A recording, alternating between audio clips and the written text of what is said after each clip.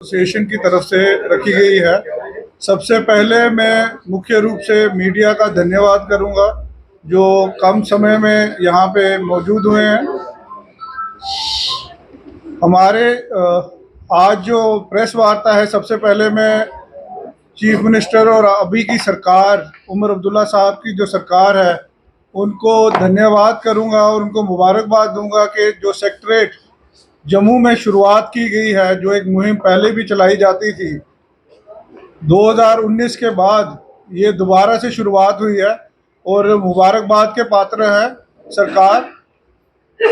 इन्हीं लफ्ज़ों के साथ मैं जो शुरुआत में करना चाहता हूं कि ट्रांसपोर्टर्स जो हैं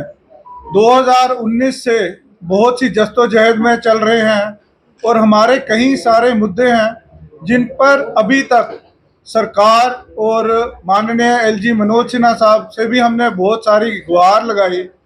हर डिपार्टमेंट के अफसरान के साथ हमने कई बारी अपनी रिप्रेजेंटेशन दी, अपने मेमोरेंडम दिए और कुर्सियों पे अफसर बदलते रहे, मगर हमारे जो गुहार हमने लगाई, जो हमारे मुद्दे थे, उन पे कहीं भी सरकार की तरफ से कोई भी हमें पहल नज़र नहीं आई। कई चीज़ें हमारे पे थोप दी गई, कई चीज़ें हमारे पे लागू कर दी गई और उन पे जब हमने कड़ी निंदा की और कई बारी हमने अपनी रिप्रेजेंटेशंस के थ्रू एडमिनिस्ट्रेशन अफसरान के साथ हमारी कई बारी मीटिंग्स हुई। जब यहाँ पे सरकार बनी 2024 में, हमने ट्रांसपोर्ट मंत्री से अपनी उम्मीदें लगाई, हमने कई बारी उनको अपने मुद्दे बताए, मगर हमें अभी तक कोई भी चीज़ों पे कहीं भी कोई कार्रवाई होती हुई नज़र नहीं आ रही। जैसे मैं आज प्रेस मीडिया के थ्रू सरकार को ये बताना चाहूँगा कि हमारे सबसे बड़े मुद्दे जो चल रहे हैं, आर्बिट्ररी ब्लैक लिस्टिंग जो कमर्शियल व्हीकल्स की हो रही हैं, आज की डेट पे इतनी कागार बढ़ चुकी है कि हमारे जो व्हीकल्स सड़क पे चलते थे, आज वो बिल्कुल खड़े हो चुके हैं। ब्लैक लिस्टिंग की वजह से हमारी ना ही पासिंग हो रही है, ना ही हमारी फीस भरी जा रही है, और जो ई चलान है वही ई चलान अनरेगुलेटेड मैनर में किए जा रहे हैं। जहां पे हमने सरकार से, एडमिनिस्ट्रेशन से और ट्रांसपोर्ट सेक्रेटरी के थ्रू हमने एक मेमोरेंडम दिया जिसपे हमने कहा कि जो ई चलानी की जा रही है वो कभी मोबाइल से फोटो खींच के की जाती है, जबकि मॉर्थ की गाइडलाइंस बनी हुई हैं जिनके द्वारा इन ई चलानिंग को किया जाना चाहिए। उन गाइडलाइंस को फॉलो नहीं किया जाता। दूसरी ही जगह ई चलानिंग जो है वो टारगेटेड वे में की जाती है, जिसमें हमारे लोगों को एक रेवेन्यू जनरेशन सोर्स का एक तरीका बना लिया गया है। ट्रांसपोर्ट जो है वो पिछले एक साल में कई चीज़ों से सफ़र कर रही है, जैसे कि आतंकवाद के हम दायरे में आ गए, बाईसरन में अटैक हुआ, उसके बाद हमारा टूरिज्म जो है वो डिटीरियरेट हो गया, फ्लड्स आ गए, फ्लड्स के बाद हमारे कहीं नेशनल हाईवे जो हैं वो डिस्ट्रॉय हो गए। आज आप चौथा पुल देख लीजिए, वहाँ से हमारी सर्विसेज नहीं चल रही हैं, हमारे कई रूट्स बंद हो गए। लेकिन तब भी जो प्राइवेट सेक्टर है ट्रांसपोर्ट का, वो अपनी जद्दोजहद करता रहा, वो लोगों को अपनी मुखालफत देता रहा और उनके साथ अपना जो भी हम इंतज़ाम कर सकते थे हम उस तहत चलते रहे। हमारे कई चीज़ें, जैसे हमारी जो पेमेंट्स हैं, आज मैं मीडिया के द्वारा सरकार से गुहार लगाना चाहता हूं कि हमारी 2019, 2022, 2024 में असेंबली इलेक्शन हुई, 2025 में माननीय प्रधानमंत्री जी जम्मू कश्मीर के दौरे में आए, उन्होंने कश्मीर की रेलवे लाइन कटरा से शुरू की। हम मुबारकबाद देते हैं कि हमारे जम्मू कश्मीर में ऐसा इंफ्रास्ट्रक्चर लाया जा रहा है। जब हम उन सर्विसेज की शुरुआत करने में अपना योगदान देते हैं, ट्रांसपोर्टर्स जो हैं वो अपनी सर्विसेज देते हैं, हम अपना रोजी रोटी की कमाई का जो जरिया है, अगर हम वहाँ पे अपने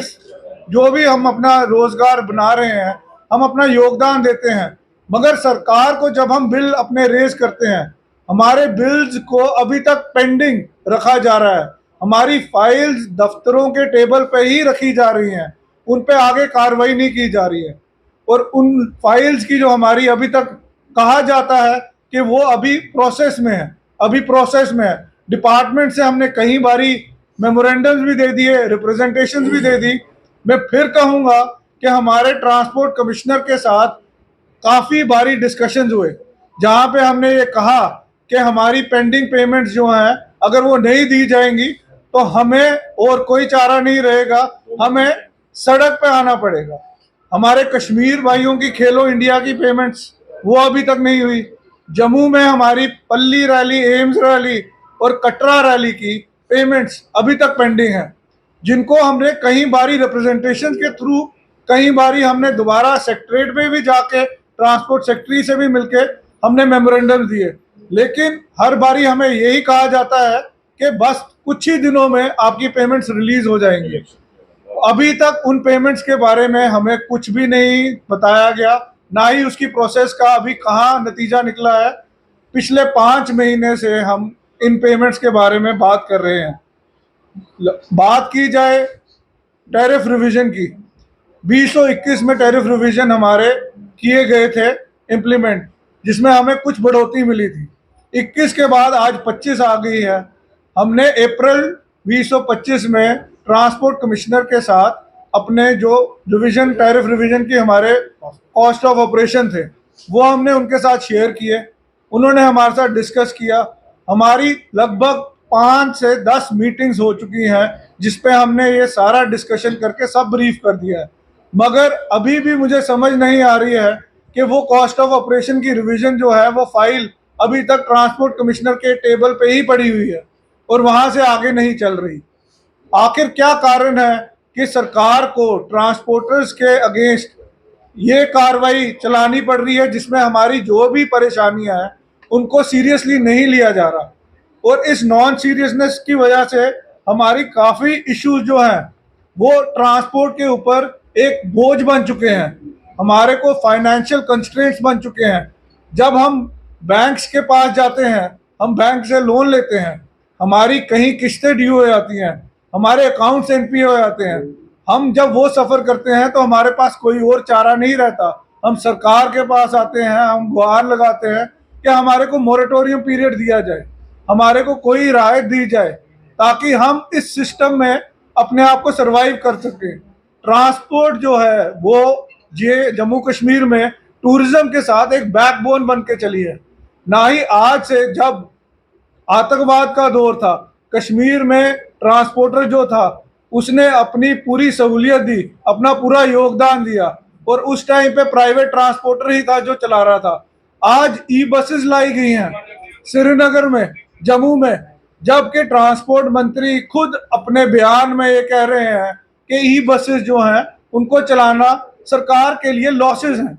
जब प्राइवेट ट्रांसपोर्ट ऑलरेडी चल रहा है। हमने ये भी मुद्दा रखा कि ई बसेस का एक टाइम चार्ट बनाया जाए, उसका एक शेड्यूल बनाया जाए, और जिस तरीके से हमारे ग्रुप्स रूट्स पे टाइम टेबल के साथ चलते हैं उसी तरीके से इन गाड़ियों को भी चलाया जाए। मगर सरकार इस चीज़ पे ना इम्प्लीमेंटेशन कर रही है, और हमारे साथ मीटिंग्स आफ्टर मीटिंग्स के बाद भी इस पे कोई भी तवज्जो नहीं दिया जा रहा। अब इतने मुद्दे जो हैं हमारे, हम इन मुद्दों को लेकर जद्दोजहद कर रहे हैं, मगर अब ट्रांसपोर्टर्स के पास और समय जो है वो नहीं रहा है, और पानी सिर के ऊपर से निकल चुका है। हम अब सरकार से यही गुहार लगाएंगे कि हम 10 दिनों का टाइम सरकार को दे रहे हैं, जिसके बाद अगर सरकार ने हमारे साथ कहीं भी इन मुद्दों के ऊपर बातचीत करने के ऊपर नहीं आते हैं तो ट्रांसपोर्टर्स के लिए और कोई चारा नहीं रहेगा, बल्कि अब हमें सड़क पे उतर के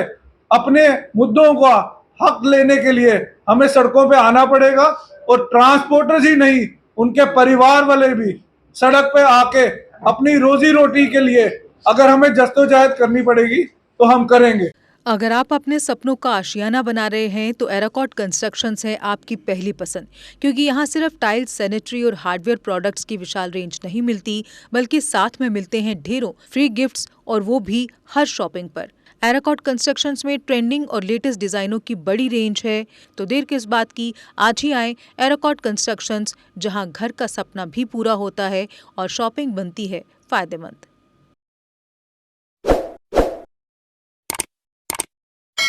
जम्मू कश्मीर की खबरों के लिए जुड़े रहिए JK अपडेट के साथ।